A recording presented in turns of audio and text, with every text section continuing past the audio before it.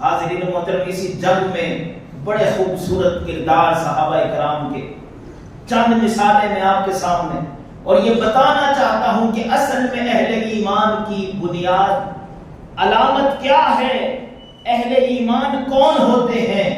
آپ دیکھیے 14 سال کا ایک نوجوان ہے، نام ہے رافع بن خدیج۔ صحابہ کرام میں سے بہت سارے بچے تھے، کم سن تھے، حضور نے الگ کر دیا۔ یہ ایسا نوجوان تھا جو بہترین تیر انداز بھی تھا، لیکن عمر 14 سال تھی، جذبہ ایمانی سے سرشار تھا، اپنی ایڑیاں اس طرح اٹھا کر اپنے آپ کو نمایاں کرتا ہے، یا رسول اللہ میں بھی جنگ میں جانا چاہتا۔ نبی پاک صلی اللہ علیہ وسلم کو آپ کا یہ انداز بڑا پسند آیا، فرمایا چل تو بھی چل۔ اب دیکھیے دوسرا ایک بچہ ہے، نوجوان، 14 سال سے بھی کم عمر ہے، نام ہے سمرہ بن جندب۔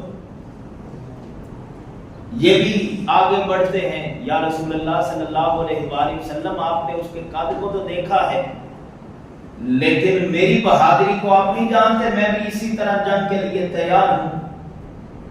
تو فرمایا تو کیا، تیرے پاس کیا ہے؟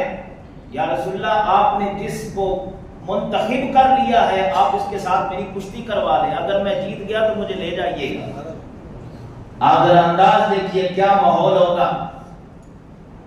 سمرہ بن جندب رافع بن خدیج کو کہتے ہیں یار تیری میری لڑائی تو کوئی نہیں، میں نے تو یہ صرف ہیلا کیا ہے، اگر تو آج ہار جائے تو بظاہر میں جیت جاؤں تو میں بھی تیرے ساتھ منتخب ہو جاؤں گا، کیونکہ تو قبول ہو چکا ہے، جسے ایک دفعہ حضور قبول کر لے اسے ریجیکٹ تو نہیں کرتے، تو میں بھی منتخب ہو جاؤں گا۔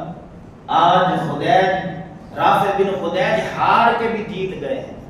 میاں صاحب بھی کہتے ہیں نا جتن ہر کوئی کھیلے، تو ہارن کھیڑ فقیرہ، جتن دام الکوٹی پہندا ہارن دام الہیرا۔ تو آج یہ کشتی ہو رہی ہے، سمرہ بن جندب جیت گئے، آپ نے فرمایا چل تو بھی ہمارے ساتھ۔ ایک یہ منظر ہے، یہ ہے اہل ایمان۔ دوسری جانب ایک صحابی رسول ہیں جو اپاہج ہیں، ٹانگ سلامت نہیں ہے، 4 بیٹوں کو لے کر آئے، عرض کرنے لگے یا رسول اللہ یہ میرے 4 بیٹے ہیں، فرمایا یہ قبول ہیں لیکن آپ نہ جائیں، آپ کا جانا ضروری نہیں۔ اس صحابی کے لفظ سنیے اور ان کے ایمان پر رشک کیجیے، عرض کرنے لگے یا رسول اللہ صلی اللہ علیہ وآلہ وسلم کیا اللہ اپاہجوں کو قبول نہیں کرتا؟ اللہ میری قربانی کو بھی قبول فرمایا۔ فرمایا چل تیرا جذبہ بھی دیکھا ہے، چل تو بھی چل۔ اس جنگ میں وہ باپ، 4 بیٹے اور باپ سب کے سب شہید ہو۔ یہ شہادت گاہ الفت میں قدم رکھنا لوگ آسان سمجھتے ہیں مسلمان ہونا،